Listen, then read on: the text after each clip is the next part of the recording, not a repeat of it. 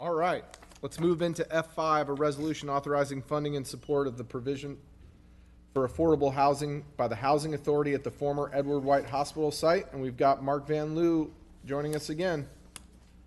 Hello again. I bring to you now funding request for support of St. Petersburg Housing Authority Edward White Hospital project. I'll go back in time a bit for those of you who weren't here in the last couple of years and may not be as aware of the history of this. Back in October of 2022, City Council approved 6 projects under the American Rescue Plan Act funding, which included the Ed White project, and at that time the portion of the funding approved for Ed White was just under $6 million at $5.938 million. And also at the same time in October of 2022, Council approved penny for Pinellas funding for an additional $3 million, a total of $9.938 million in support of the Ed White project. Last summer in June of 2024, due to concerns about delays in the project and the shovel readiness of the project, staff came and recommended that we remove the funding allocation to the Ed White project from the ARPA funds and reallocate that to 2 other more shovel-ready projects, which was approved by Council in June of 2024. And now the St. Petersburg Housing Authority is shovel-ready and in need of replacement of the $5.9 million in ARPA funds that were reallocated as soon as possible in order to secure their other funding sources, primarily their construction loan, which is ready to go with approval of city funding assistance, and they will be able to move the project forward. Not on my slide, but just a bit of information again for those who aren't as familiar with this project. This is a renovation of the former Ed White Hospital. It will contain the new headquarters for the St. Pete Housing Authority on the ground floor, and then we'll have 71 units of affordable senior housing above that will be restricted to 60% AMI and below senior tenants. And so that's the nature of the project. The current schedule on the left is where it says office. Office construction is already underway with other funding sources being utilized for that piece. And they started construction on the office portion back in December of 2024. And I did get an update recently. The construction completion of the offices will likely be towards spring of 2026. They are making really good progress. However, that deadline or that completion date has been pushed back a bit to account for some additional work that came, I think, out of the storms last fall. There were some challenges and things that needed to be added to the scope of work. On the right side, you see the housing column, and with funding approval from the city and closing of the construction loan that's imminent, they anticipate being able to begin construction in July, just in a month or so, and complete the construction of the housing portion of the project in the fall of 2026.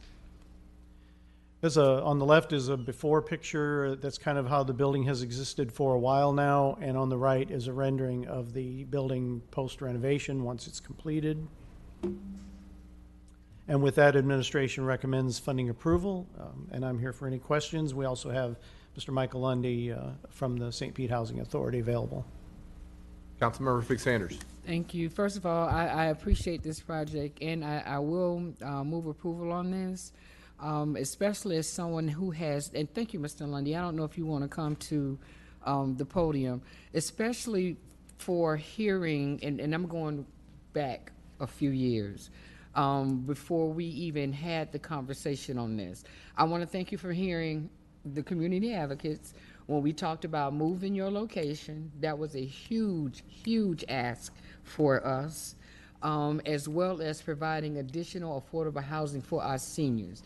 That was a huge, huge ask for us. Now, I know we weren't always polite, but you were always cordial when we asked, and I do appreciate the fact that you're moving forward. Just a quick question. The money that we're providing is going toward housing only, or is it going for the entire project?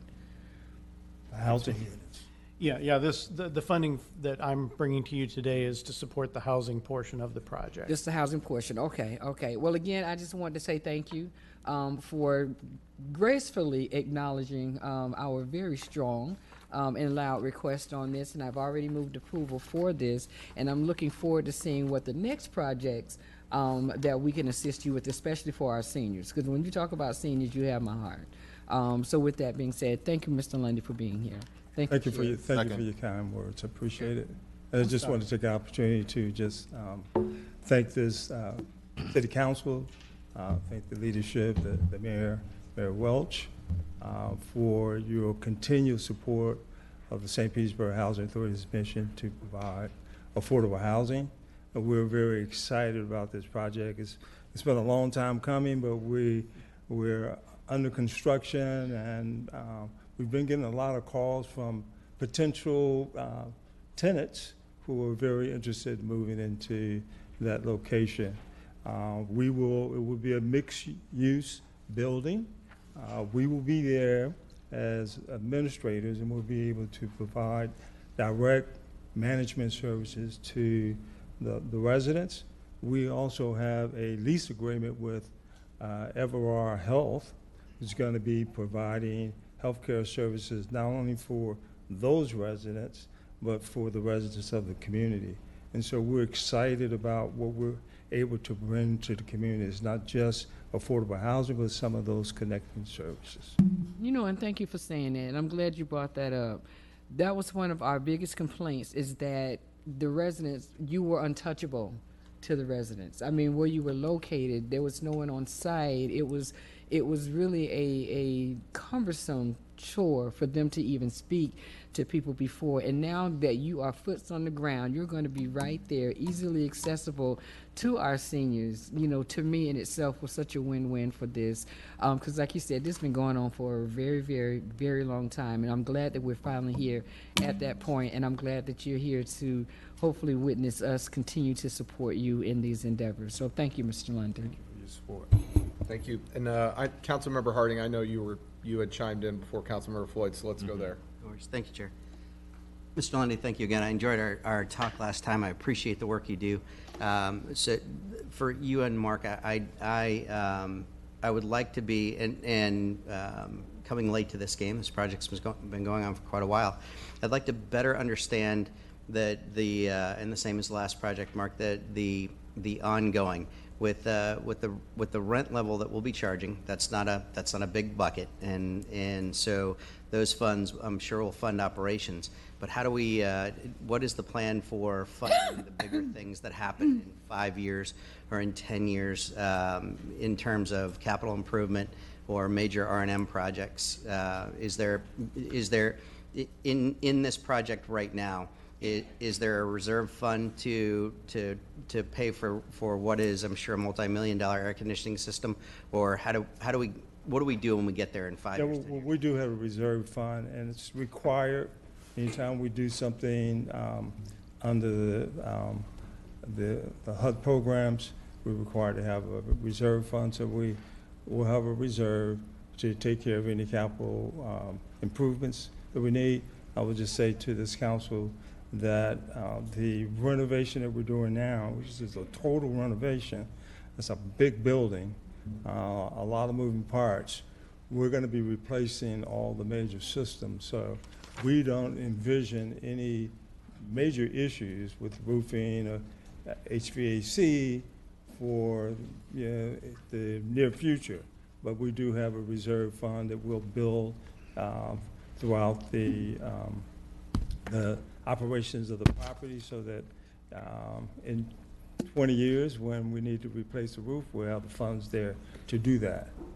In 15 years, when we need to update our heating and air conditioning, we'll have the funds available to do that as well. Thank you, sir. The units. Councilmember, if I could just add real quickly, I wanted to add as a general note, because you have had this question for a couple of projects. When we evaluate a project and bring to you a funding opportunity and a housing opportunity, we not only look at the development pro forma and analyze and evaluate to make sure everything is right there, but we also require an operating pro forma. And we look 15, 20 years to the future. We ensure that that all is correct, because we don't want a project that fails after 5 or 10 or 15 years. We want to make sure that they do have a strong plan to support the future needs, whether it be home ownership, whether it be rental. We do evaluate that and make sure that those numbers are in line with industry standards, and HUD kind of sets the gold standard, and they require it in any projects funded by HUD. But even for non-federal projects, we kind of look to HUD guidelines and make sure that we're hitting those same marks.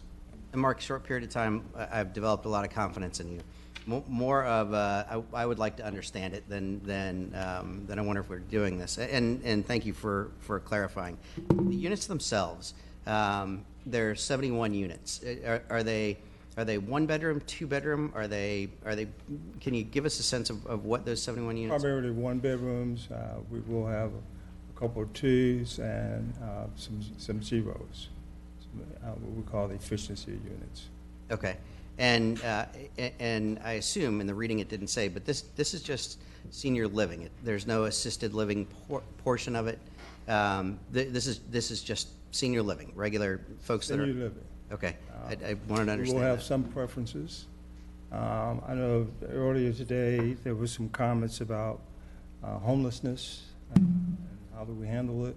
We will have a preference for people who are in critical housing needs, who may be homeless. And so we will be addressing some of those, that issue to some extent. We will give preference to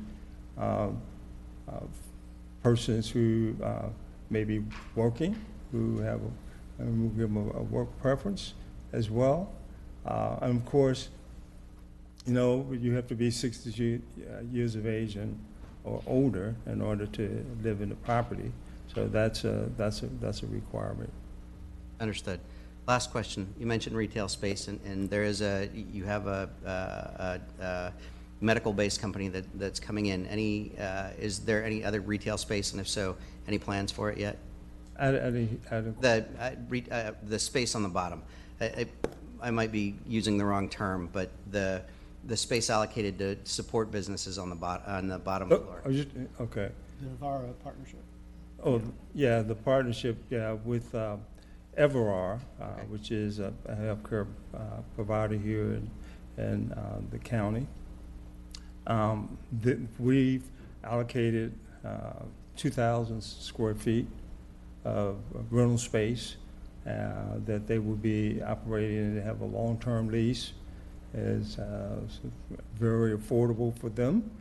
In their business model, and as I said, they'll be providing healthcare services, screenings, and so forth for not only the residents, the 71 residents of the property, but the residents throughout the community of St. Petersburg.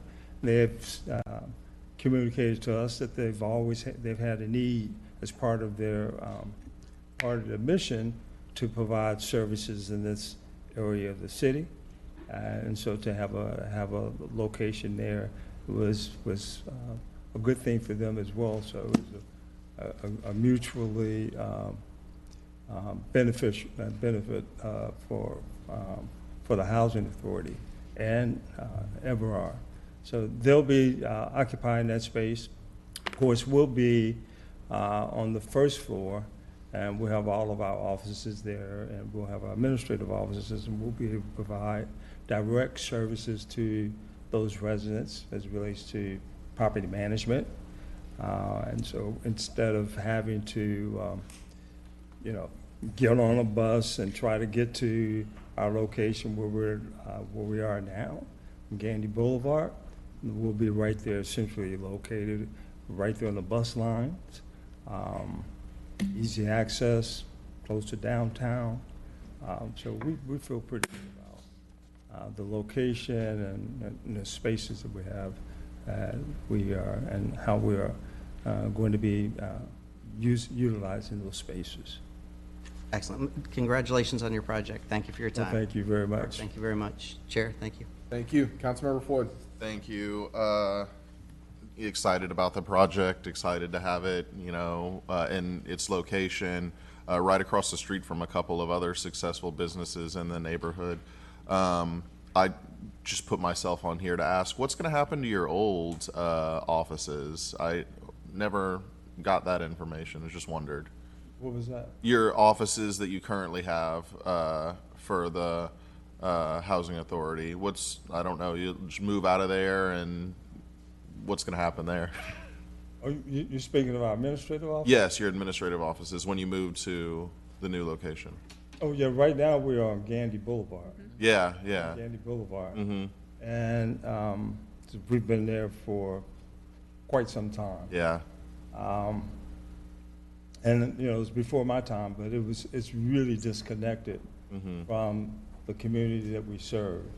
And then, so we intend to move to the location Ed White next year. Okay. And you're are you keeping anything at the old location, or is everything? What we plan to do is to lease that out, and that will create some non-federal funds for the housing authority, so we can be a lot more flexible, nimble, and do other things to assist the people we serve. All right, excellent. Thank you very much. That's good information to know, and I'm glad that y'all are thinking creatively like that. So, thank you. Okay.